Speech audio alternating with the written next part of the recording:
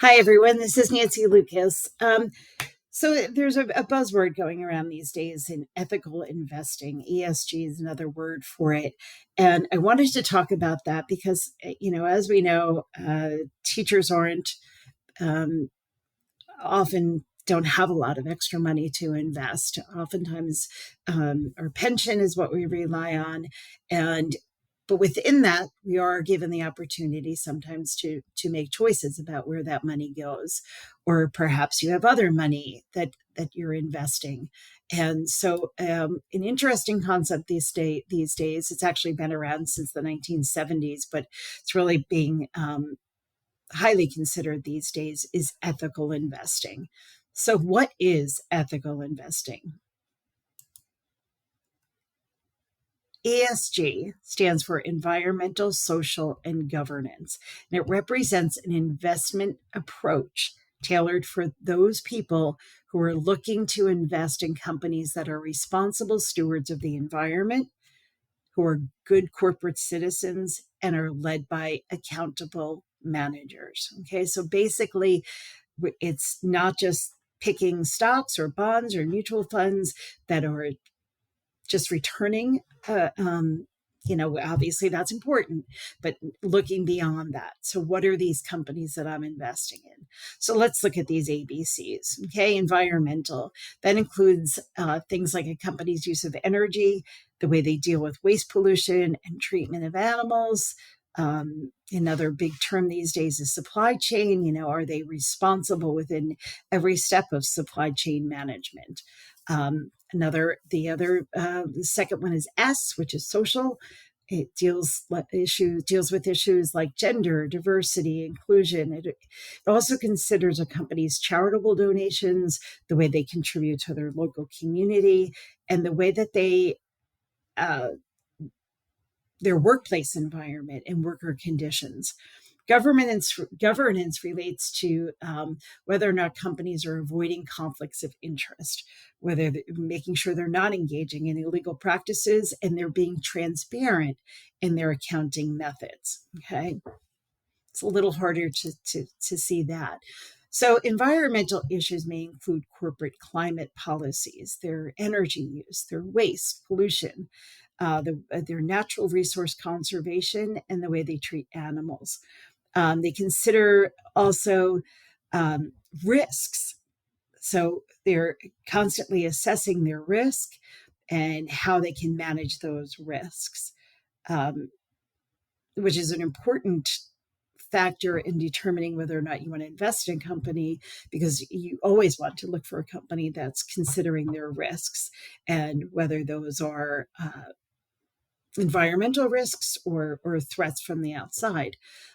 Considerations may include direct and indirect greenhouse gas emissions, management of toxic waste. Okay, social aspects encompass an examination of the company's relationships, both internally and externally, with stakeholders, by assessing whether the company upholds its own ESG standards with suppliers, whether it contributes a portion of its profits to the community, whether they're prioritizing employee health and safety, and not exploiting their customers unethically.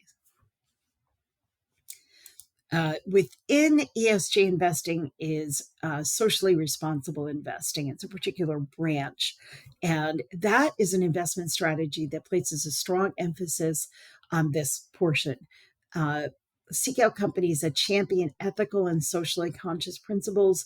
These principles include promoting diversity, fostering inclusivity, prioritizing community engagement, advocating for social justice, upholding corporate ethics, and actively combating racial, gender, and sexual discrimination. So there are some investors who choose to really fine tune and pinpoint that particular area. Governance is making sure that companies are doing basically what they're supposed to be doing, that there's no conflict of interest, they're not um, trying to please too many parties, really is one of the issues that a lot of companies have. How are they calculated? They're calculated best, and this is how it ties in really to the standards, they're calculated by outside sources, outside third party rating companies. So you're not going to take the word of a mutual fund that they are socially responsible, or that they are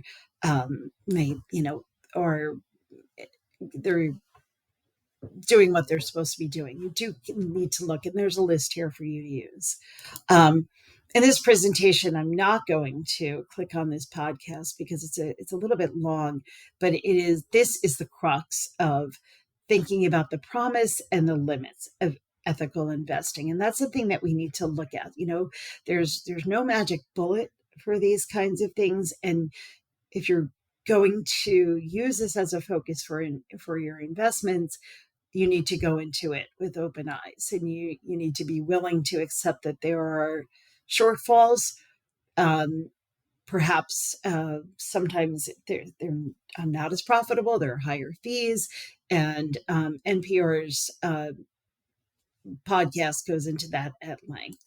The second one is from NerdWallet, and it's a 5-minute video that I highly recommend if you're watching this on your own, that you click on that and see what that's all about, because it gives you a great overview of why it matters, why it's important, what people who have committed to this form of investing have found it as their benefits.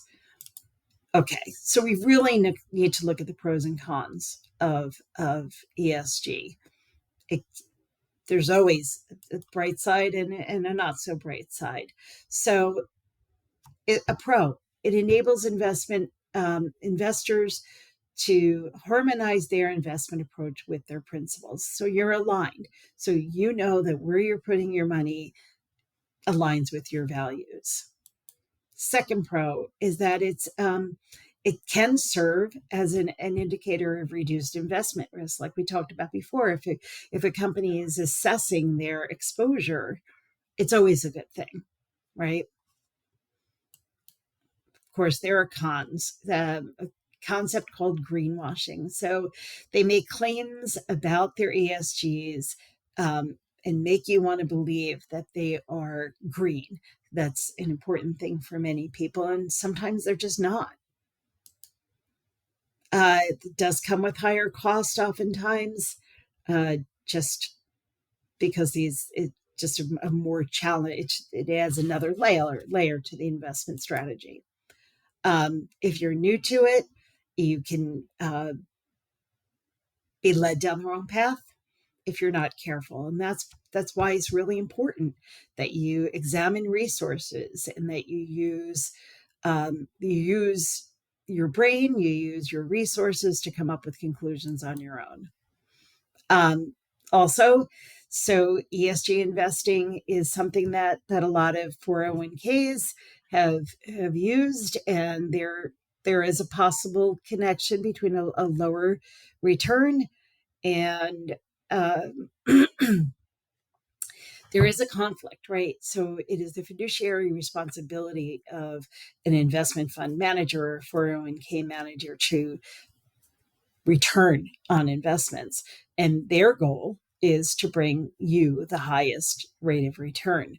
So whenever you're adding a kink into that and asking someone to do something a little bit extra and a little bit more, it does add to complications. Okay, so should I be considering implementing an ESG approach to investing? You know what? Can't use your magic 8-ball for this. You need to be aware. You need to use your critical thinking skills. You need to look into to everything available to you.